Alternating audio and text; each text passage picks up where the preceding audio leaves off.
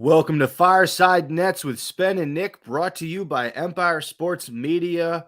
We are your hosts, Spen and Nick, and the playoffs have officially begun, and they've begun with a bang for the Brooklyn Nets. They were on the other side of a shocking Game 1 victory for the Boston Celtics, a buzzer beater layup to win the game by Jason Tatum. A lot led up to that moment, but I guess let's start. Nets are down 0-1. How are you feeling after one game in the books? Concerned. I think this is a game that we should have won, and the Celtics kind of stole it from us in the last 40 seconds. They have all the momentum right now heading into a game 2. We're not going to get that performance again from Kyrie, even if Kyrie drops 20 or 30 points. The fact that he scored 39 points on, let me see here, what was his field goal percentage? The dude was 12 for 20 from the field, so literally over 55%. I mean, I don't think – I think the last thought in my head going into this game was KD is going to have an off night. That was the last going. 60% from Kyrie, by the way, if you do the math. The last thought in my head was KD's going to play poorly, because I was like, okay, Kyrie's kryptonite is Boston, so he may or may not show up, and if he does show up, it might be a tough watch. You know, Seth Curry, Patty Mills, role players, hopefully they come through, but I'm not expecting them to. I was like, the one saving grace we have to always fall back on is KD always performs, always comes in clutch, always carries the team. We didn't even need him to carry the team.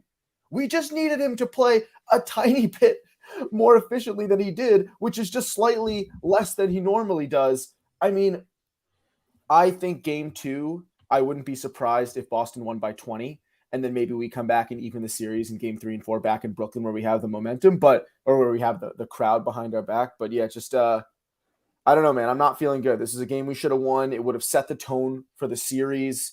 We would have potentially had a 2-0 or a 1-1 going back to our home court where we could take the lead. And now it's scary. I'm going to be honest. Now it's scary.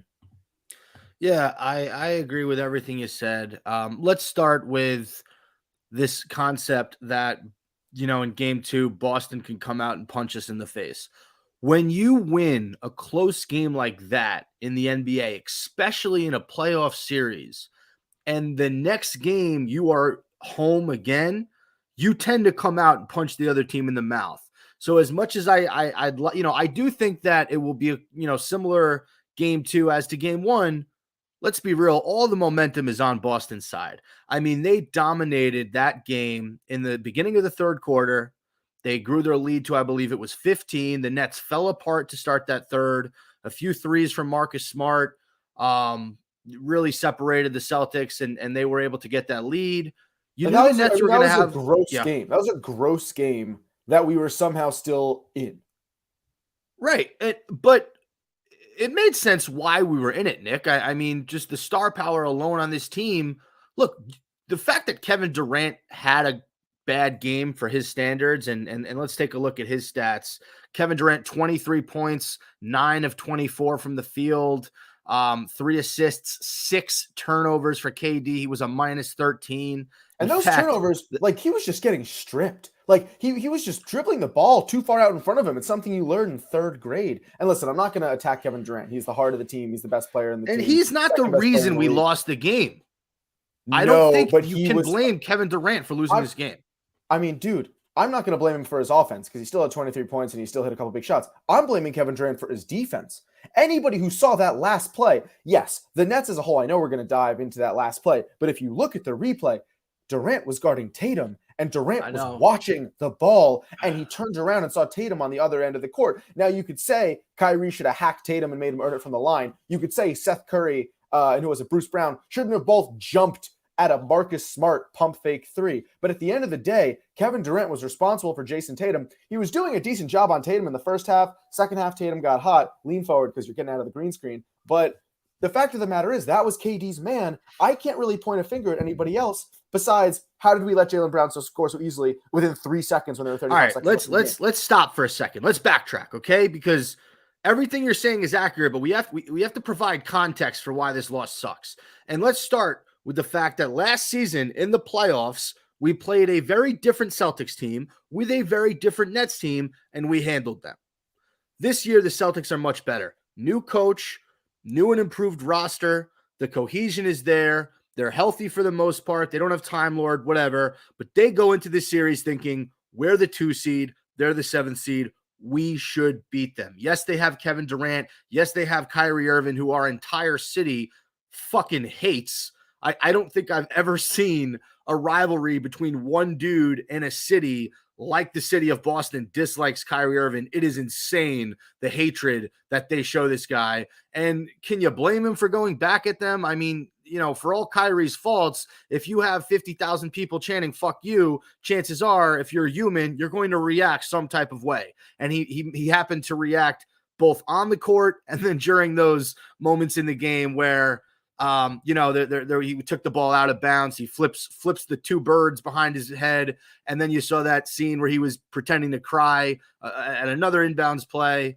So I don't fault Kyrie for that. And I don't fault Boston for the way that they treat him. I mean, I can do without any of the over the line effed up stuff. But as far as the jeers and the boos, I get it. I get all that. But I'm going to tell you the thing that pisses me off the most. Bruce Brown, after the Cavaliers game, after the win to get into the playoffs, goes on the podium and says, we're going to attack Tice and Horford and Grant Williams in the paint. I don't remember the exact, I think he said Tice and Williams because they don't have Robert Williams and we're going to go at them and we're going to eat them up in the paint. And Kevin Durant went up right after Bruce Brown and he's like, I don't know why Bruce Brown said that. Everyone on this Celtics team is good. We should respect them. You know what? Not only did the Celtics outscore the Nets in the paint for the majority of this game, but Bruce Brown did virtually nothing, Nick. 5 points in 37 minutes. He had 2 steals, 2 assists, 1 rebound. He was a -13. He had 5 personal fouls and 2 turnovers. Okay? If you're going to talk trash and you're going to say things before a playoff series, have some decency and have some pride to back it up. So you want to fast forward all the way to I understand. What's the look on the face for? You're giving me a look. Talk to me. I don't. No, this game has nothing to do with Bruce Brown, and also you're 100% wrong, Nick. He is the third. He is the stop for a second. Hold on. He is the 3rd best player on this team in the last month of the season. You cannot find another player who has played more, who has been more consistent, who has scored more than Bruce Brown. You could say it's Seth Curry, but he's unavailable every other night. Drummond and Claxton have been great, but they split time. They're basically the same player. They just do different things. You can't tell me Patty Mills is that guy. Ben Simmons isn't here. So Bruce Brown is our Marcus Smart. But what did Marcus Smart do yesterday, Nick? Marcus Smart had 20 points. He had 7 rebounds, 6 assists, 2 steals. The game-winning dime to Jason Tatum. He was a +6, and he outplayed Bruce Brown. And it really, and you know what? You want to get to let's get to that 46-second mark in the fourth quarter, right? I want to get to Bruce Brown before that because I disagree. Comparing Bruce Brown, sure. Comparing Bruce Brown to Marcus Smart is ridiculous. Marcus Smart is an elite defender and he's an above average player. Bruce Brown is an average NBA player. He is an above average defender. He is a below average offensive player. Seth Curry is a better scorer when he is healthy. I know he hasn't played much in the last month because of his ankle. So Bruce Brown therefore has been the 3rd guy. But my point I'm talking about in terms of value to their team. I think that Marcus Smart and Bruce Brown bring similar things. I think Marcus Smart has to do a lot more than Bruce Brown. Marcus Smart is their point guard. He's the distributor. He's the hype man. He's the glue guy. With that said, that's fine. I don't even care about that argument. Bruce Brown talked shit about Daniel Tice. Daniel Tice shot 1 for 6, had 3 fouls in the first half, and was absolutely horrendous from the field. So I don't give a shit that Bruce Brown talks shit about Daniel Tice. Daniel Tice sucks. My Celtics fan friends were texting me, wow, Daniel Tice sucks. Keep Horford on the court, keep Grant Williams on the court. Now, we got outscored in the paint by 24 points. We got out-rebounded by 14, 9 on the offensive glass. I don't care that Bruce Brown was talking shit about their bigs. We should have been better with Robert Williams out. Bruce Brown, sure. Should he maybe not have ran his mouth when he's Bruce Brown and he's not James Harden or Kevin Durant or Kyrie Irving? Sure. I don't mind the running of the mouth. Just back it up, man. Just back it up. That's all. But backing it up, he was talking about how our bigs should have outperformed, and they should have. Claxton couldn't grab a rebound. He had freaking shaky hands. And did you see Kyrie in the fourth quarter? Claxton went for a rebound. He kind of slipped out of his hands. I think Tatum ended up hitting out of bounds, so he still got to retain possession. But Kyrie looked at Claxton with both of his hands and said, squeeze the ball. Because the second chance points that the Celtics were getting wasn't a lack of size on our end. It was a lack of fucking willpower and balls and aggressiveness. Claxton wasn't going up enough. Durant wasn't going up enough. And even our small guys, Curry, Brown, Mills, they weren't boxing out. Everyone was watching, which is what just led to the Celtics comeback. It led to that 40-second mark where Jaylen Brown had an easy layup, and it led to Jason Tatum getting a wide open layup that Kyrie barely touched him on because KD wasn't paying attention. So it all goes back to the fact our defense was horrendous. There were gaps everywhere. Our help defense was horrendous. A pick and roll and switches were making us absolutely useless. And then the fact that nobody was rebounding. I don't care that Bruce Brown said that. Yes, should Bruce Brown perform better offensively? Of course he should have. You could say that about a lot of players. You could say that about KD. But Bruce Brown's whole point that he was trying to make was should have came in here able to out-rebound them because we have Drummond and Claxton and they're missing Robert Williams. He literally said the terms attack the paint is what he said. It had nothing to do with rebounding. He's talking about attacking the paint is getting second chance points too. That's Claxton going up and banging. Are you really going to shit on Claxton, Nick? Okay, there were three guys on the Nets. 3 guys on the Nets who were plus. Okay, it was Kyrie Irving was a +6. Nick Claxton was a +10. Goran Dragic was a +17. Everyone else on this team, everyone else on this team was -13 Bruce Brown, -13 Andre Drummond. By the way, if you're going to shit on Nick Claxton, can you shit on Andre Drummond? The man had 8 points and 4 rebounds in 17 minutes. I'll actually defend Drummond because he got in foul trouble and those were some bullshit calls. But dude, Claxton actually played somewhat well. You have the strangest criticisms when it comes to this stuff. Claxton was one of the only guys giving effort. He had a great rejection. I think he ended up with 2 blocks. He had 8 rebounds. He was the leading rebounder on our team, yet you want to torch the guy. He was 6 of 8 from the field. He had 13 points. He had 3 blocks, not 2 blocks. As I said before, he was a +10, where Nick Claxton really needs to perform on both sides of the court. They got every rebound. Where Nick Claxton really needs to improve is the free throw line. He went 1 of 5. He missed 2 really clutch free throws in the fourth quarter. But I'm not going to sit here and tell you that Claxton's the reason we lost. I'm not going to sit here and tell you that Kyrie Irving is the reason we lost. We lost because the Celtics we definitely didn't lose because were able to execute down the stretch better than we were. We were outcoached, we were outclassed, and we were just outplayed in the final 46 seconds of basketball. So can we get to that final 46 seconds? Are you ready to talk about this? Yes, I just want to say. Or are you gonna stick up for Bruce Brown and? No, but I'll say Goran Dragic had a nice game. Yes, and it was funny because you hear the post-game quotes. Goran Dragic was the one who spoke up, and he basically said, "We got to get it together defensively." He goes, "Kyrie carried us out there. This is a team sport. We can't allow him. We can't." Basically depend on him. I'm paraphrasing here to do that again. We have to pick it up as a team, both offensively and defensively. So let's get to the final 46 seconds. Yeah. The last thing I was going to say is giving credit where credit's due. Celtics defense is unbelievable. And their game plan against Kevin Durant to literally clobber him, switch on everything and double team him in every corner. It worked. That's all I'll say. So the fourth quarter starts. The Nets are down 11. I think, the Celtics had a nice push at the end of the third quarter. The Nets start the quarter down 11. And they just tightened it up on defense, and Kyrie Irving did his thing. And all of a sudden, the Nets are up 3 points after a beautiful made 3-point field goal. And by the way, Kyrie was feeling it from 3, 6 of 10 in this one, 12 of 20 from the field, 39 points, 9 of 9 from the free throw line. He did have 6 assists. He did have 4 steals. I mean, as far as being a villain to Boston, he is the ultimate villain because he's that good, and he can go into their building and put on a performance like that. So he hits a 3 to put the Nets up 114 to 111 with 46 seconds left. The Celtics get the ball back. Jaylen Brown gets the ball top of the key, 2 dribbles to the rim. Bruce Brown is guarding him. Of course he's guarding him. Jaylen Brown acts like Bruce Brown isn't there. It was Brown on Brown crime, and he basically just gets a wide open layup. I was so annoyed with the effort on Bruce Brown's part, and people are saying there was no help defense. Well, I'm sorry, but if you're a perimeter defender like Bruce Brown and you're quick enough, you should not let Jaylen Brown bully you to the rim. I know Jaylen Brown's an all-star. He's a great player, but that was too easy. And what bothered me is in basketball, when there's more than 24 seconds left in the game and one team is up and the other team has the ball, a 2-point shot is just as dangerous as a 3-point shot because it's a 2-possession game. So the Nets basically allow Jaylen Brown, and Bruce Brown allows him to walk to the lane. He gets a layup. It's a 1-point game. After that, everyone knows what happened.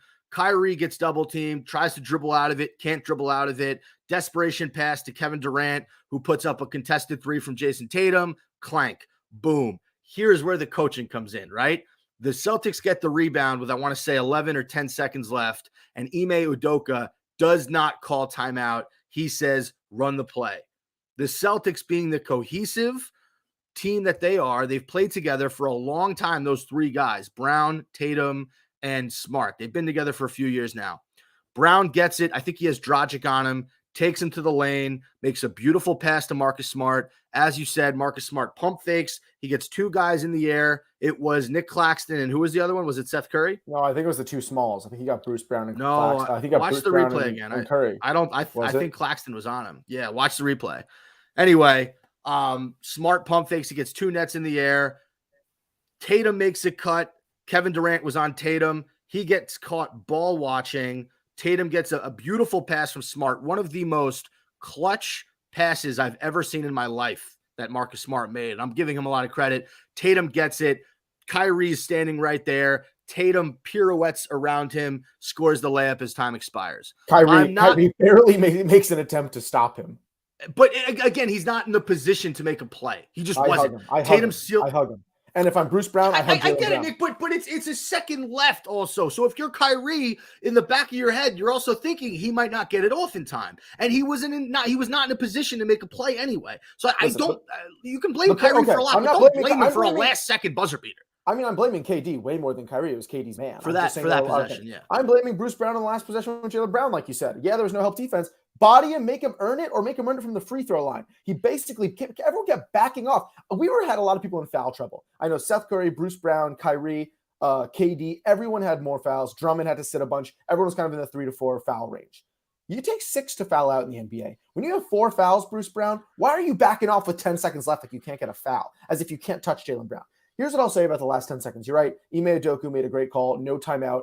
And what happened was exactly what he predicted to happen. The Nets, the 20th ranked defense in the league, ran around like fucking chickens without heads, scrambling and jumping at every pump fake and every player who touched the ball with 10 seconds left, with no regard for help defense, with no regard for sticking to their original man, no regard for the clock because they're jumping with 7 seconds left as if it's a buzzer beater every time. So Jaylen Brown drives. We have 2 people chasing him. He passes it off to Marcus Smart. He jumps.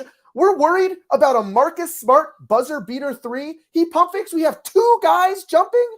I don't need 2 guys jumping at Marcus Smart. And he drives right through them, creates a lane. KD, like you said, KD's ball watching. KD's staring at Marcus Smart. So we have a double team on Marcus Smart that they're both jumping at a pump fake forward and KD watching for like third man support. And then, of course, that play happened where Tatum hits it. Buzzer beater. I think he got it off with about 0.4 seconds left. And the Celtics win 115-114. Zach Zarba, best ref in the league, really wanted to kill the Celtics vibe for a second and say that they needed to review it, which they didn't because it was pretty clear he got it off. But we're not going to point a finger at Kyrie. We're not just going to point a finger at KD. We're going to point a finger, honestly, in a lot of Steve Nash's direction. Yes. Because Steve Nash kept calling timeouts whenever there were holes in our defense. And then we would go back out and there were still holes in our defense. Now, I'm not saying it's an immediate fix. I'm not saying Steve Nash says, hey, play better defense, and all of a sudden we lock up.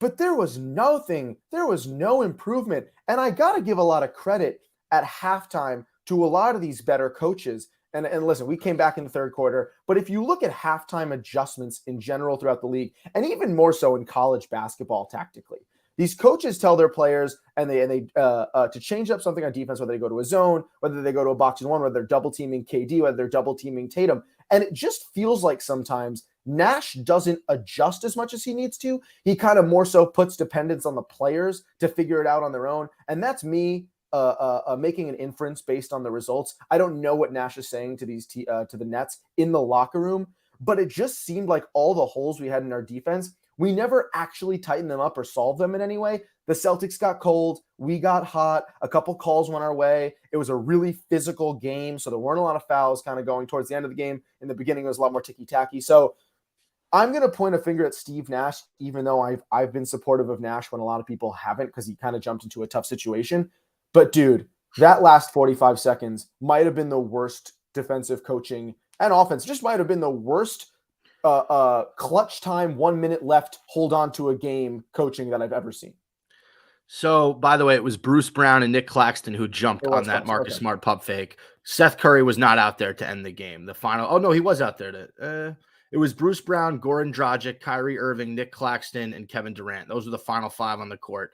Because for defense, yeah, I guess that makes sense. And Seth Curry was out there a few possessions before.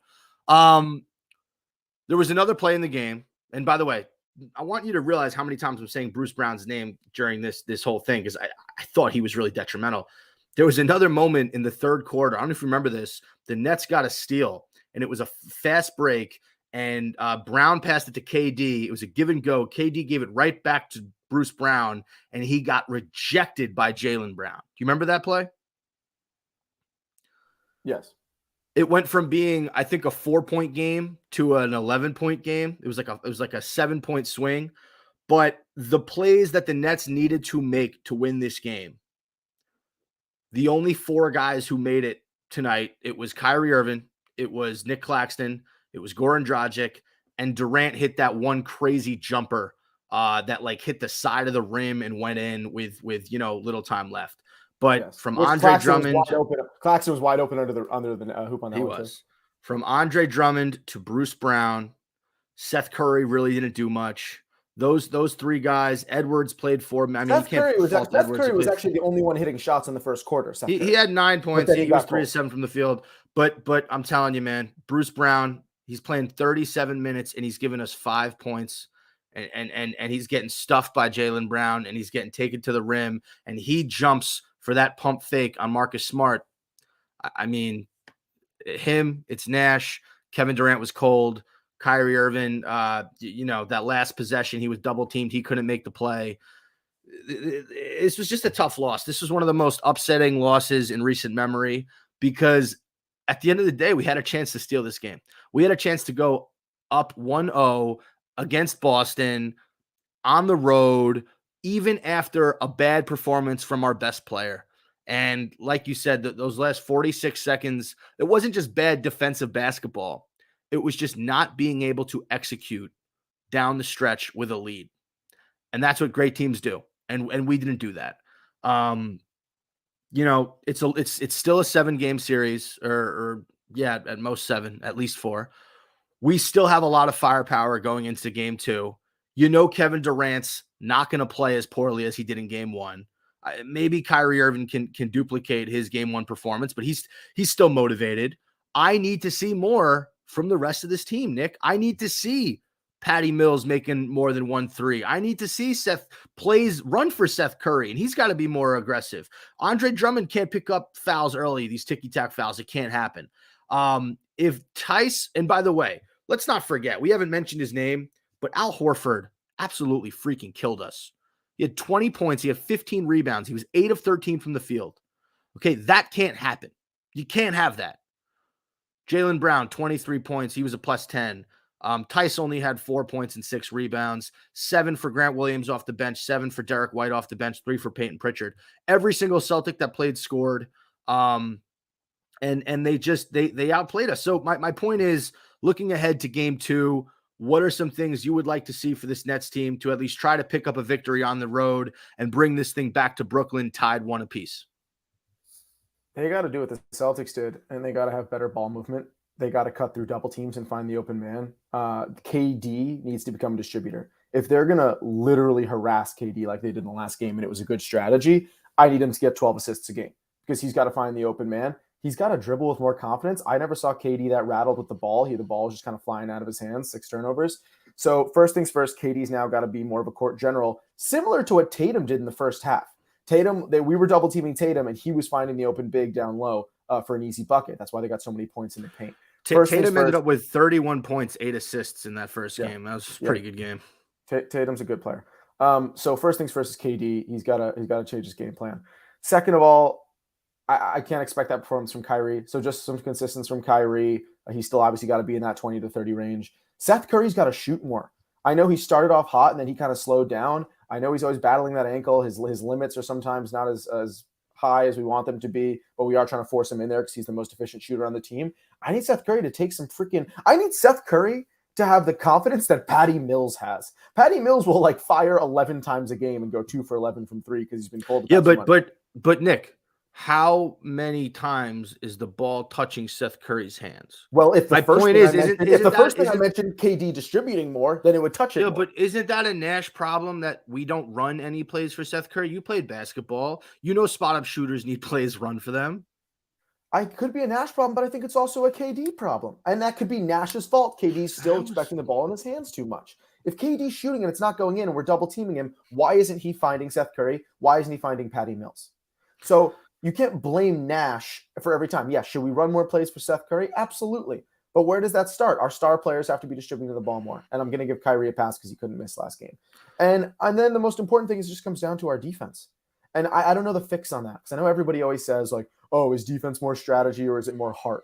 Like, can someone really improve their defense by just trying harder? I don't know the answer to that. I know guys like Andre Drummond and DeAndre Jordan look like rabbits without heads when they get a pick set on them, and their help defense is horrendous. So I do think there is some sort of strategy when it comes to spacing and blocking and knowing where you're supposed to be on the court, knowing how to hedge, knowing how to return to your man. But overall, it just seemed like the Celtics wanted it more in the paint. They wanted it more on defense. I was texting my buddy Josh Blinsky, who shout out Slate Milk, who was saying at the end of the day, heart's going to win game over talent any day. So yes, are we slightly more talented on paper than the Celtics team? Absolutely. But Marcus Smart, Grant Williams are diving for every loose ball. They're bumping our guys up and down the court. No offense to Kevin Durant. And again, I don't want to shit on Kevin Durant because he's unbelievable. He's not a bang guy. Kevin Durant was getting a little rattled by the bodies flying to the ground. So we haven't used that word yet though, right? I mean, forget about bang guy, but I'm talking about physicality. The physicality of game one. Yes. We got pushed the refs around. Yes. First of all, the refs were, I thought, in a dirty way, but in an aggressive way. No, it was strategic. It was smart. Look, with the Celtics are a really smart team. They are going to be physical and they are going to test the refs. I personally thought, and this is not me saying this as a Nets fan, because I thought it was inconsistent on both sides. I don't think the refs were able to maintain a tone for that game because the first quarter was a slugfest. I don't know if you remember, but there were tons of fouls called in that like first quarter. Fouls called. It was something crazy. Yeah. Guys were getting hit left and right. And then in the second quarter, they kind of swallowed the whistle a little bit, and the physicality remained. And that is always going to favor the Celtics. So if the Nets can somehow match that physicality but continue to play clean basketball, then maybe, just maybe, they'll have a better chance. I thought in the second half, when it was really just Claxton at the 5 because Drummond was in so much foul trouble, and you had Kessler Edwards in there for a second, and Goran Dragic had a really good third and fourth quarter. I thought the physicality by the Nets, they sort of matched the Celtics. And I think that's why in that fourth quarter, the Nets were able to go on a run, because once they showed up to that game physically, it was like, oh crap. Okay. Our guys are here now too. You guys might be the bruisers and the brawlers, but we're here. We're ready to step up to this challenge. And, So that's something. Just to put that into perspective, 18 combined fouls in the first quarter is the most of any game this season. Right. So that was the first quarter, 18, and then the 30 and number. I think that was the Celtics. 30 overall in the first half. I think that was the Celtics testing the refs to see what they can get away with, because that's what you do with Kevin Durant off ball. You hit him, you touch him. Whenever he catches the ball, you throw him off his spot. They did a great job of that. Tatum was great. Horford was great. Smart was great. I get all that. The second thing I think you'd have to look for in game 2 is, are we going to potentially see Blake Griffin or LaMarcus Aldridge? When is it right to play one of these guys? Is Andre Drummond the right fit for this series? He's a little bit slow on his feet. Daniel Tice, Al Horford, Grant Williams, what do these 3 guys have in common? They can all stretch the floor. They're all relatively quick big men. So I don't know if Andre Drummond is right for this series. I mean, look, it was one bad game. He can come back next game and get 13 and 12 and shut me up. But I look at Blake Griffin and say, he is a quicker big man. He almost makes more sense Blake Griffin is just built for playoff basketball. If you really think about it, he's a tough, aggressive dude. If he's hitting the open three, his value skyrockets like crazy. And Aldridge is a seasoned vet. I'm surprised we have not seen Aldridge basically at all since he's returned. So those two things are things that I'd like to really look at. And then, you mentioned defense, just defending the paint. I don't really know how Nash has to do a better job of making life tough for the Celtics. I feel like they just got so many layups at the rim yesterday, whether they were getting a second chance opportunity. What was the offensive rebounds? The Nets had 5. The Celtics had 14 offensive rebounds. So you can't let that happen. But look, I am optimistic for game 2 just because I know KD's not going to play that way. He's not going to play as bad as he did in game 1. But we mentioned this earlier. When a team wins a game like that in a shocking fashion, and the next game is at home, it's just going to be hard for the Nets to come out and punch him as hard as they did in that fourth quarter. It really is. I agree. All right. I mean, that's what I got for games 1 and games 2. I don't think that Nets fans should lose hope. It's going to be a long series.